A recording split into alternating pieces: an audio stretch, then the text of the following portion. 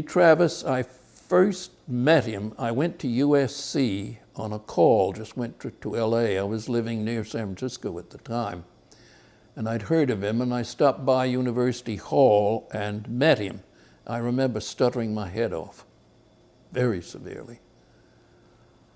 I then heard him speaking in San Francisco at a meeting and was very impressed. He had shifted his thinking then, because as I've alluded to before, he was one associated with Travis was one associated with the cerebral dominance theory, which was the gold theory of 1930 or 31. And there's still something in it that I think is valid. I think we're having reconfirmation of that nowadays with newer, better instruments that show the differences. And I'm very interested too, and Travis was, in what did we mean by free speech of stutterers. He implied that even in free speech, there are differences that can be recorded by subtle instruments. Anyway, I went to USC. I filed to take my master's degree there and went there in the summer of 1948. I was age 22, and I took the courses from Lee Travis. He was fascinating. He had changed his thinking by then, and it had arisen from an article that he wrote called The Need for Stuttering, which appeared in the Western Speech Journal, I think it was, around 1940. He shifted away from the organic idea. He decided to pursue depth analysis as a way of trying to, but he didn't divorce himself wholly from the idea that the dominance thing didn't play a part. He never gave that up wholly, but what to do about it? He was not pleased with the results of the experiments at Iowa. It didn't help too many people really on the long term. May I add too that suggestion plays in any therapy, any part. You can't avoid suggestion. And people who were on that idea of shifting handedness maybe and believing in it might have got better for the moment with the suggestion. You can do anything temporarily with stutterers to get them to think that they're free of maybe this is the cure. I've had many false starts myself. Anyway, I'm getting ahead of myself here a little bit. Travis, I signed up and took the lectures. He was fascinating. I can remember him speaking about implying that the only real hope for the adult was to have an analysis where you'd free associate. And at the time, people who were up for their PhD degree with Lee were the ones listening to the patients. I heard Travis. He was fascinating. He was a bombastic lecturer. I remember a sample would be that he spoke the free associations that he had written down of a patient, a lady, and she said such and such at her 50th hour on the couch. And then at the 200th hour on the couch, hypothetically, 200th hour we'll say, her free associations her stuttering became very loose with very little contortion. She was stuttering much more easily. And at the, maybe we'll say 300th session, one fist would go into the hand, bang, the stuttering seemed to go out the window. I sat there fascinated with this, just fascinated. And I thought, oh boy. And even one of the ones there who was up for the PhD, a candidate for his PhD student, said he wanted to get me on the couch, but I wasn't going to settle for him. And one day, Travis sent for me and said he had some time and would I be interested. He was very frank about it. He said, there's no guarantee. And he said, he cited Jack, that's Wendell Johnson. He said he still stutters a bit after 40 years, which he did at the time, very little. He'd improved by then a lot and got a lot better even after that. So he said it's pretty deep stuff. He was very frank about it, but that he found it the best way. Well, I said yes, and so we started. This was September 1949, and I started with great expectations. Went to his home, lay down on the couch, and started to free associate. Went through 250 hours. The point is this, that I'm speaking at the moment pretty fluently. This matches the fluency on the couch. I never had the capacity to be quite as fluent, I think, in 49 as I have apparently now for it. Age being part of it. Stuttering is known to get better with age. And I think that's part of the reason for my, quote, recovery, unquote.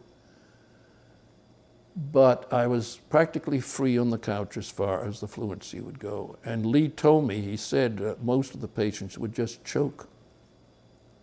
I didn't, I was just the opposite.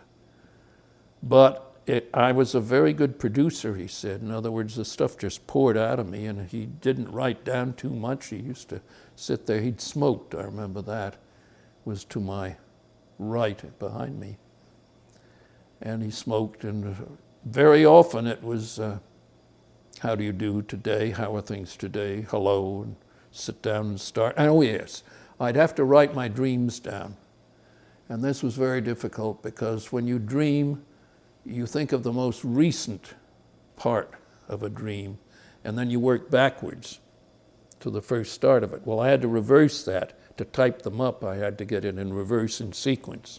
So I'd arrive at the session and I'd hand him the typewritten if I had written up the dream at 3 a.m. or whatever.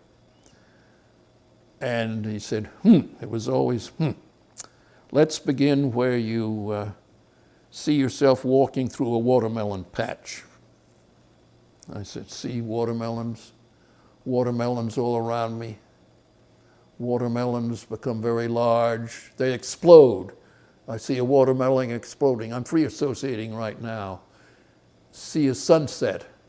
Sunset, there's a watermelon in the sky exploding, something like that. That would be free association, for instance, giving you a sample. This for 250 hours.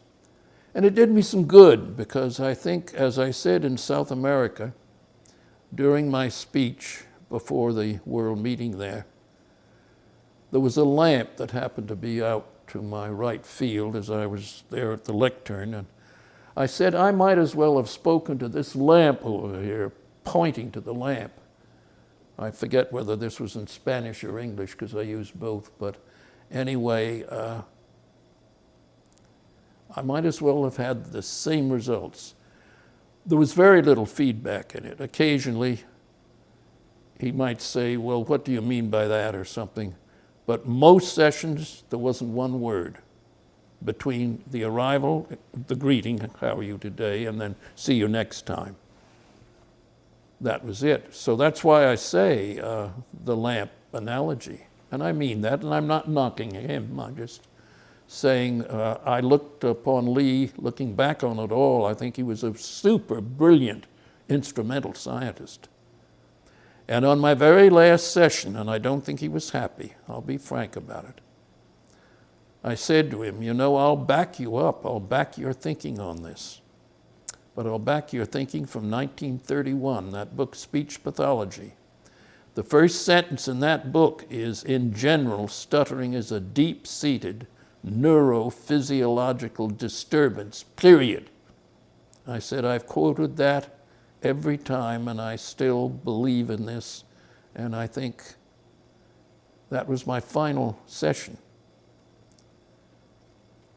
I have a feeling, and I don't want to try to claim anything here, but maybe he received a little nudge. I think so, because his last writing said, in 1986, last writing, the cause of this thing appears to be something that we don't have an answer for. I had said before that stuttering resulted from all of these things, these emotions and all that. Those are the reactions to the cause. I reversed things. In 1931, I wrote about the cerebral dominance, and in 19 in the article Need for Stuttering and all that, about 1940. In the 40s, I reversed it and said that stuttering was caused by these different things, the conflicts. He denied that, really, because that last sentence, I believe it is something that we haven't found the difference, the organic difference, or differences, pinpointed them, or what are we going to do about them? He said, I do not think that medicine, drugs, are going to have any effect in the long term. He was against that. And brain surgery is far too risky. Nobody wants to play Russian roulette. However, at this point, I wish to emphasize very strongly something that I had said in South America in my speech. I was in an office of speech pathology somewhere, I forget where honestly, but I saw a letter written by the widow of a man that I had met who stuttered very severely. He was from Toronto. And I remember him meeting once, and he was very severe. This letter was from his widow. It seems that he had a tumor on the brain, and they had to operate. They performed the operation, and he stopped stuttering and had, she said, normal speech for the last 9 months of his life. He died. This, to me, certainly would back up what Travis finally said, and I don't know whether I had any little nudging power to shift his thinking, I hope, because I meant that in that last session. I wasn't knocking him because I think he meant sincerely what he thought at the time, but he went back, and that is what he wrote. And he said, but he did like what Perkins had done.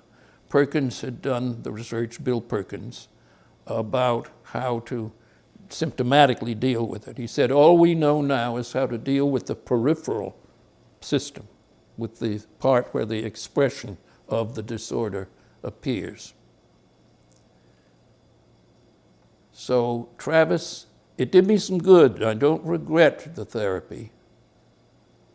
No, it did me some good. It helped in other areas in my life. Oh, yes, it did, really did. My mother wasn't well then. She died very shortly afterward. There were a lot of family upheavals I had to deal with and all that. All that the therapy was very beneficial that way. But for stuttering per se, I am not, and I'll go on record as being a supporter. I did meet 2 or 3 of the former patients. He had mentioned names of some people, and I sought one. He was an Army officer, and I looked him up in the Presidio of San Francisco, and he'd gone through about 10 years before I did.